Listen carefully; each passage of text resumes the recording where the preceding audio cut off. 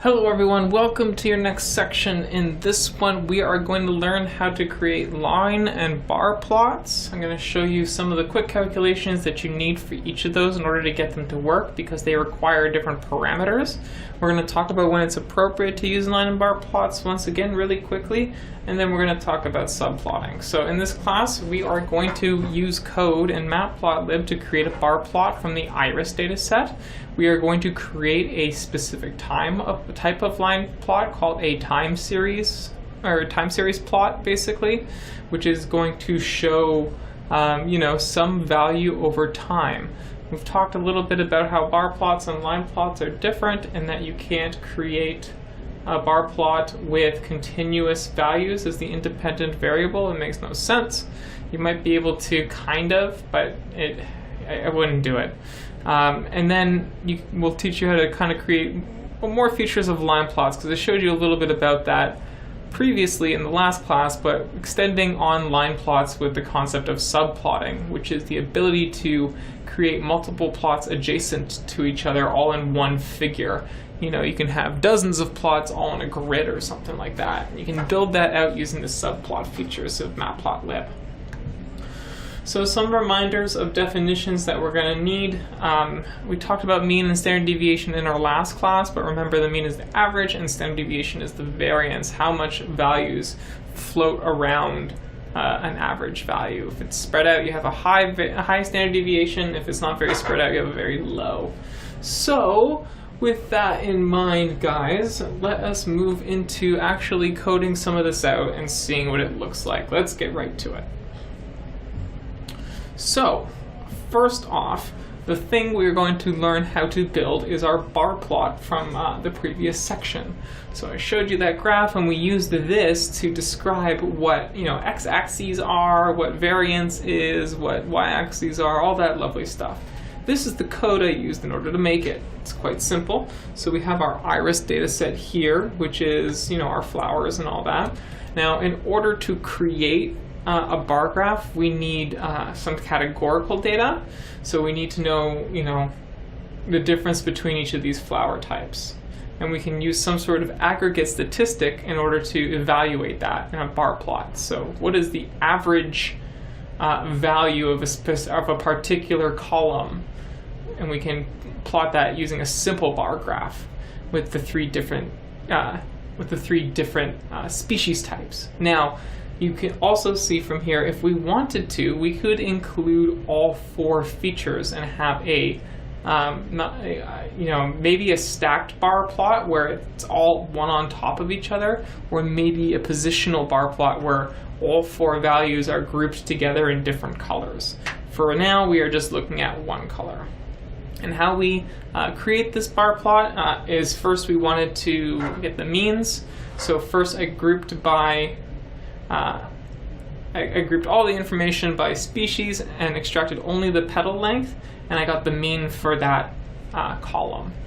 And in there I ended up creating an iris means object. I then created an iris standard deviation object, ISTD, and did almost the exact same thing, except I used the standard deviation function. So you need these two pieces of information in order to create a bar plot. All right, guys? Let's see what happens if I just plot like this with I-means. We'll see that it errors, and that's because not all of the appropriate arguments are used in order to create a bar plot. So one thing it needs is width. It doesn't need color or label as species, so let's just remove these and see what comes out of this. And does it end up plotting? Okay, this one failed. Right, there we go. And width is not defined. There it is. There we go. So this is what happened when we did that. So we had just these means, and each of the means is being kind of the x-axis is what the mean is, and this is almost like the proportion of times these values occur. So this is not quite what we want either. We want to see the average and some variance. All right. So this doesn't actually make sense either. We need more information. And what's something that we might have missed is that our data type for iris is, not a object. dtype. Or it's not a category. So what happens if we convert this into a category and then try plotting again? What will happen? Is it a little better?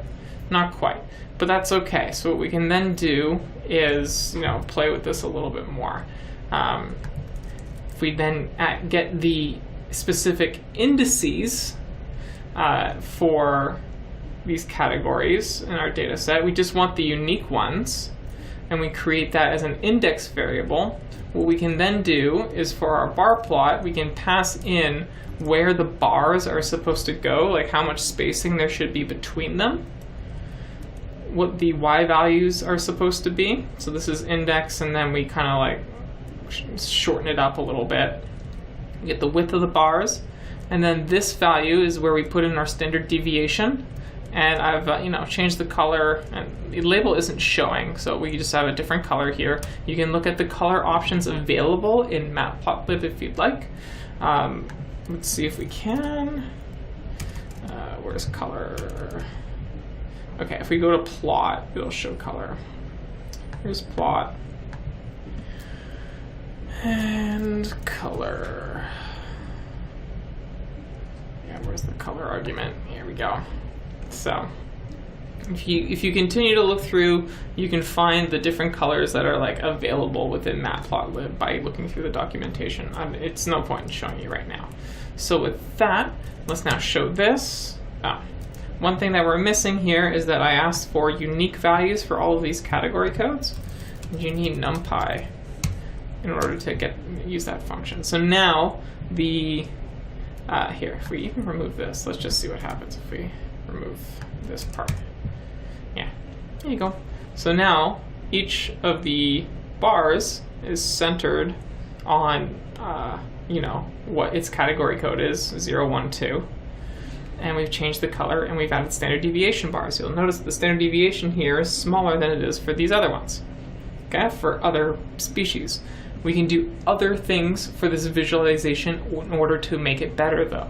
What we can do is we can remove these extra tick marks. We don't need the 0.5s.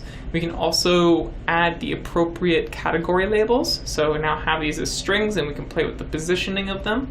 And we might want to actually include the labels as well, like the axis labels. So what is this y-axis? What is this x-axis? No one can understand what this means if you were to just give it to them. So there's a lot of important visualization stuff that is missing from this data set. Okay, with that, let us move into just looking at line plots and subplotting, okay? So you'll notice that I've created a simple plot here where it's,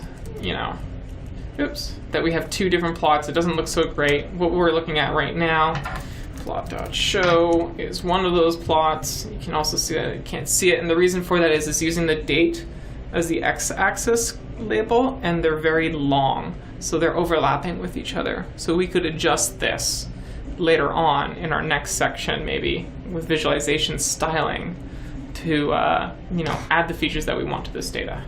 But the real point I wanted to show you is both to give you a reminder of how line plots look. So I gave it an X, I gave it a Y, and then I said I wanted it red, color, marker, and then the dash type. Or it was color, yeah, marker type, and then you could give it a third thing, but we're only giving it two. So red dashed line, and that's what that produced. If I wanted to produce adjacent multiple plots, what would I do? I would create something. I'm going to leave those. These are little hints for our visualization section next, so I'll just remove those for now. What is this doing? This is creating a subplot, and these three numbers are representing what row this plot is going to exist in, what column it's, how many rows the subplot's going to have, how many columns, and what index position we're currently at for the column. Okay, so we're saying row 1, column 2, position 1. All right. So when we plot this, we're only going to see one plot. Oops. Right. Let's give it a second. What happens if I were to do 2 now, though? You notice that it was a little bit smaller. Okay, nothing kind of happened there.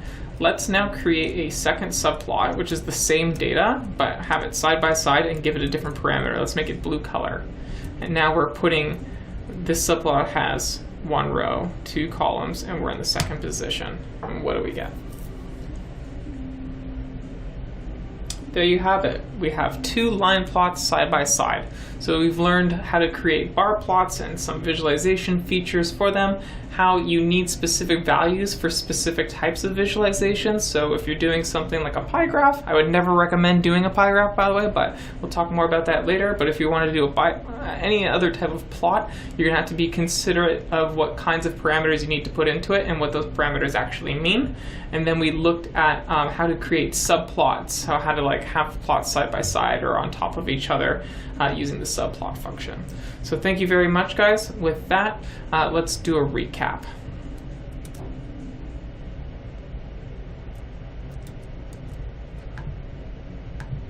Okay, everyone, what did we learn from this section? We learned how to create box and line plots. We learned the importance of categorical and continuous variables and data types specifically with these things, and how they have different parameters and different features that you must consider in order to style them the way that you want, because they're showing different types of data and different aspects of data. We went through a couple of styling features, like how would you adjust the color or the width or certain parameters of the graphs. And then I introduced you to subplotting, where you could put graphs next to each other or on top of each other. In our next section, we're going to spend time looking at a very specific type of data plot called a box plot, which is a visual representation of the statistics that you've been seeing in the .describe function of your pandas library in your pandas module. So we're going to spend a little bit of time talking about this, and I will also spend time talking about other options to get box plots looking prettier, because in Matplotlib you can't really style them the way you want. So I'm going to introduce you to another plotting package that you can sink your teeth into if you'd like. It might be easier, better for you to use for what you're using it for, but Matplotlib is like the important start when you're learning how to visualize this stuff. So with that, guys, see you next chapter.